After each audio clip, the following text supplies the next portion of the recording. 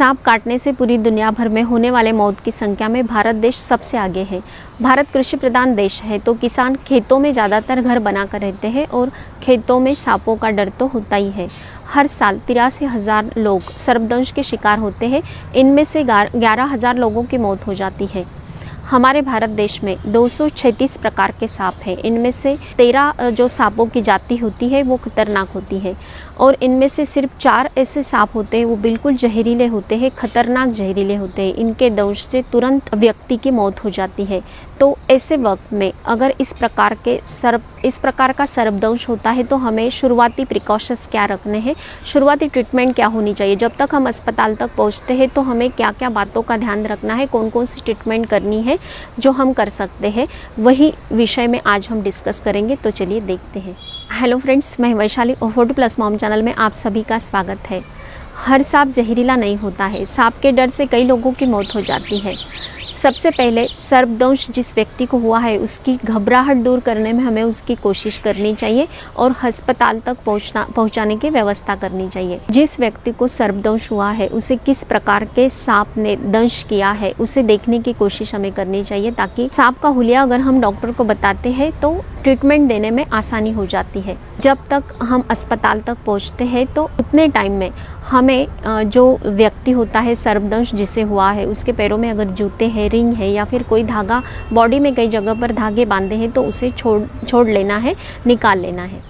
मरीज़ को ज़्यादा चलने हिलने ना दे। मरीज़ अगर ज़्यादा मूवमेंट करता है तो मांसपेशियों के रगड़ से जहर तेज़ी से बढ़ता है और हार्ट तक पहुंचता है। और एक बात का ध्यान रखना है कि डॉक्टर की सलाह बगैर कोई भी पेन किलर भी नहीं देना है। सर्पदंश होने पर मरीज़ को सीधा लिटाना है, उसे शांत रखने की कोशिश करें। वो जितना उत्तेजित होगा उसका रक्तचाप उतना ही तेज़ी से बढ़ेगा और जहर उतना ही फैलेगा। ध्यान दें कि वो बेहोश ना होने पाए।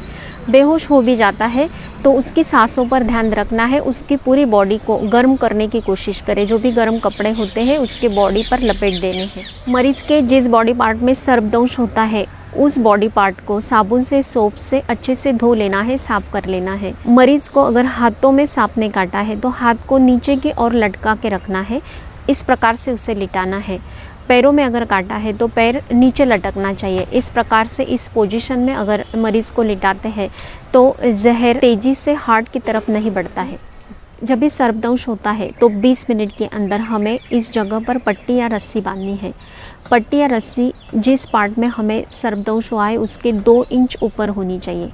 जब भी हम ये पट्टी या रस्सी बांधते हैं तो ज़्यादा टाइट नहीं होनी चाहिए। अगर हम ज़्यादा टाइट ये पट्टी या रस्सी बांध देते हैं तो रक्त धमनियाँ फटने के चांसेस बढ़ जाते हैं और कई बार रक्त धमनियाँ फटने के कारण कई लोगों की मौत हो जाती है। तो थोड़ा सा लूज़ रखना है।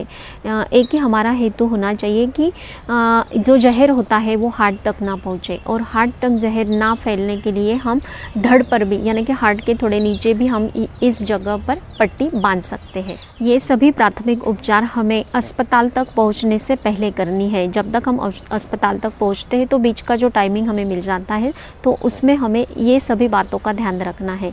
सांप काटने पर हमें क्या क्या बातों को ध्यान में रखना है, क्या क्या शुरुआती उपचार करने हैं वो मैंने आपको बताए। आपको ये मेरा वीडियो कैसा लगा प्लीज़ कमेंट कीजिए, लाइक कीजिए, शेयर कीजिए, फॉलो करना ना भूलें। Thank you so much.